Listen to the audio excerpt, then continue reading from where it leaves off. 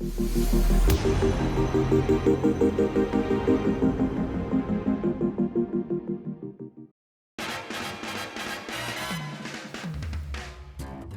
2001, American audiences were introduced to what has become one of the most loved anime series, Cowboy Bebop.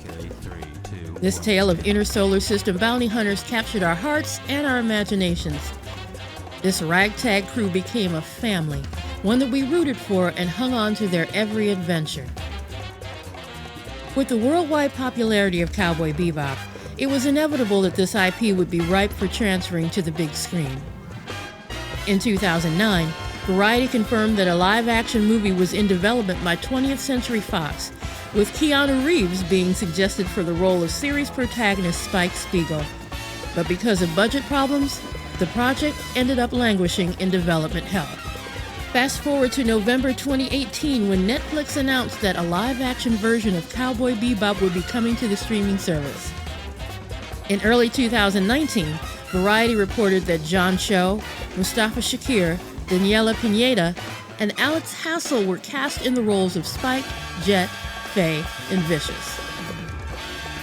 Ever since that announcement was made, fans of the series have been on edge, hoping upon hope that the series won't be trashed like Netflix did with Death Note, another popular anime series.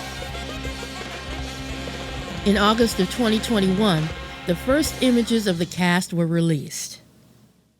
It was exciting to actually get a glimpse into the world that was being created, and fans were cautiously optimistic. Then on September 25th, 2021, Netflix released a trailer for the opening credits of the Cowboy Bebop live-action series. There's a lot going on there, and fans might recognize some characters and situations from the original anime.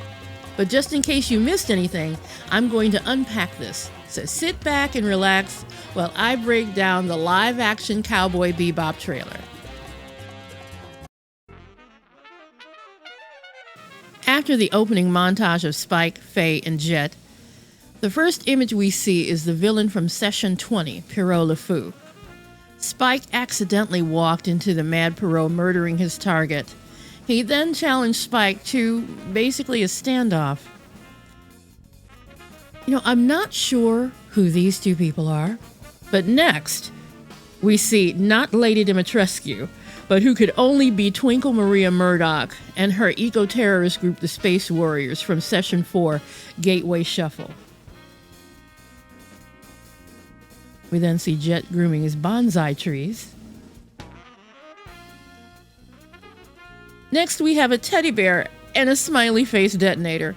That can only be from Session 22, Cowboy Funk, where the Bebop crew go after a terrorist called the Teddy Bomber because he plants bombs in teddy bears. A bit of trivia about that episode. In the wake of the 9/11 terror attacks, this episode was pulled from the Adult Swim lineup because it depicted an explosion of a twin-towered building. The episode was then returned to the lineup in February of 2002. After that dramatic car flip, we see a couple who could only be Asimov and Katarina from Session 1 Asteroid Blues. Asimov was trying to sell a shipment of a drug called Bloody Eye that he stole from a crime syndicate so that he and Katarina could get out of the life and move to Mars.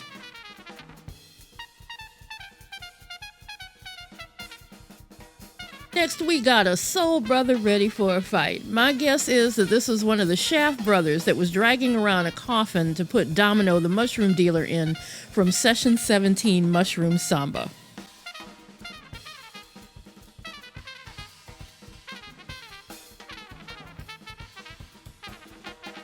We then have who I can only say is Vicious, Spike's former partner, walking into a syndicate stronghold with, I'm guessing, Shin and Lin, his enforcers of the Red Dragon Crime Syndicate.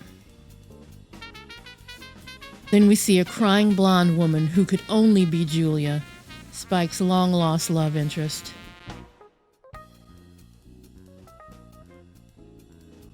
Next, we have a woman and a gun-wielding bartender. I didn't know who these characters were, but according to the Wikipedia page, these characters are described as Anna, the proprietor of an underground jazz club on Mars, who acts as a surrogate mother to Spike, and Gren, a jazz musician working for Anna who is also her right-hand person. That right there told me that some of the original story elements from the anime series had been changed. In the original series, Annie, or Anastasia, is a convenience store owner and friend of Mao Yenrai, former capo of the Red Dragon Syndicate and Spike's mentor. She first appears in Session 5, Ballad of Fallen Angels, and again in Session 26, The Real Folk Blues. And Gren is a character from Sessions 12 and 13, Jupiter Jazz Parts 1 and 2. Gren was a saxophone player in a jazz club that rescues Faye from being attacked. We go on to discover that Gren had a past with Vicious, and that he had been a prisoner that had been subject to medical experimentation. The side effect of the drugs that he was taking left his hormones imbalanced and left him with curvy hips and breasts. When Faye questioned him about his gender, he said, "I am both at once, and I am neither one." An interesting side note that Gren was reimagined as a non-binary character for the show. Next, we see Spike and Vicious in a standoff from an iconic moment that occurred in Session 5, Ballad of Fallen Angels, and I am looking forward very much to seeing that fight.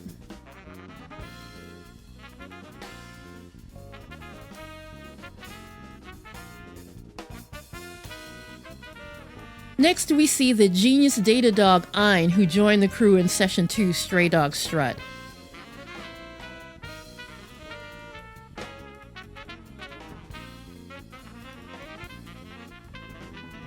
But we don't see Ed, which kind of bothers me.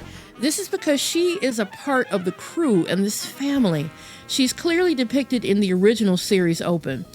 Although it's been stated on the show's Wikipedia page that she will make an appearance in the show, the fact that she's not featured here in the opening credits kind of bothers me, and it makes me think that they're kind of downplaying her character or pushing her aside, which should not be the case. Ed was an integral part of this crew when she joined. Very briefly, as in Blink and You'll Miss It, on one of the stack of TVs that are obviously a callback to Session 23, Brain Scratch, we can see a clip of the Big Shot Bounty Hunter show hosted by Punch and Judy, which is featured throughout the series.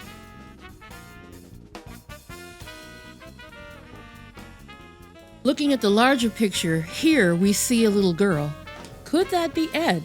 I'm wondering. The other TVs give us more tiny glimpses, with that last gaze of being Vicious staring down the barrel of his gun. Then final poses from the crew, again without Ed. If this trailer is anything to go by, there is plenty here for the fans of the series to dig into.